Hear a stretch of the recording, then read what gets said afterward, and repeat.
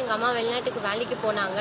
வேலைக்கு போன இடத்துல அவங்களுக்கு என்ன நடந்துச்சு தெரியல. எங்ககிட்ட வெள்ளிக்கிழமை ஈவினிங் எங்ககிட்ட ஃபோன் பண்ணி பேசினாங்க. இப்போ வந்து என்ன சொல்கிறாங்க, அம்மா இந்த மாதிரி இறந்துட்டேன்னு சொல்லிட்டு எங்களுக்கு ஃபோன் வந்தது. நாங்கள் ஃபோன் பண்ணி நான் பயந்து எங்கள் சித்திக்கு நான் ஃபோன் பண்ணி ஃபோன் நம்பர் கொடுத்தேன். நானும் அவங்கக்கிட்ட ஃபோன் பண்ணி பேசினேன். அந்த நம்பருக்கு ஃபோன் பண்ணி பேசுவே அவங்க வந்து என்ன சொல்கிறாங்க, இந்த மாதிரி உங்கள் அக்கா இறந்துட்டாங்க அப்படி சொன்னாங்க. ஆனால் எங்கள் சித்திங்கெல்லாம் பதட்டமாக கேட்கவே இல்லை, 2 நாள் கழிச்சு தான் உங்களுக்கு முடிவு தெரியும் அப்படி சொல்லிட்டாங்க. அது கொலையா தற்கொலையான்றது அது நீங்கள் தான் என்னன்னு விசாரித்து சொல்லணும். நாங்கள் கலெக்டர்கிட்டையும் மனு கொடுத்துருக்கோம், முதலமைச்சர்கிட்டையும் மனு கொடுக்க போகிறோம். எங்களுக்கு வந்து நாங்கள் மொத்தமே 3 பேர். எங்கள் அப்பா கூலி வேலை தான் செய்கிறாரு. எங்கள் அம்மா தான் எங்கள் குடும்பத்தை பார்த்துட்டாங்க. இப்போ எங்கள் அம்மாவும் போயிட்டாங்க, எங்களை பார்த்துக்கிறதுக்கு யாரும் இல்லை. அதுக்கு எதனா ஒரு உதவி நிதியாக நீங்கள் தான் எதனா இது பண்ணணும்.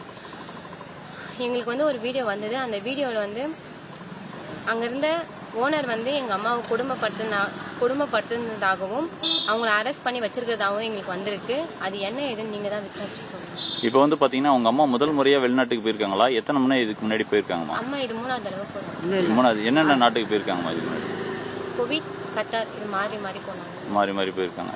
இப்போ இதுக்கு முன்னாடி உங்ககிட்ட எப்போ லாஸ்ட்டாக போனது எப்போம்மா? இப்போ கத்தாருக்கு போயிருக்காங்களா, குவைத்துக்கு போனாங்களா? லாஸ்ட்டாக குவைத் போனாங்க. குவைத்துலேருந்து லாஸ்ட்டாக பேசுனது எப்போம்மா? வெள்ளிக்கிழமை கரெக்டாக 7:30 மணிக்கு என்கிட்ட பேசினாங்க. அவங்க போனது எப்போ வெளிநாட்டுக்கு? குவைத்துக்கு போனது ஒரு வருஷம் 1 மாதம் ஆகுது. 1 வருஷம் 1 மாதம் ஆகுது.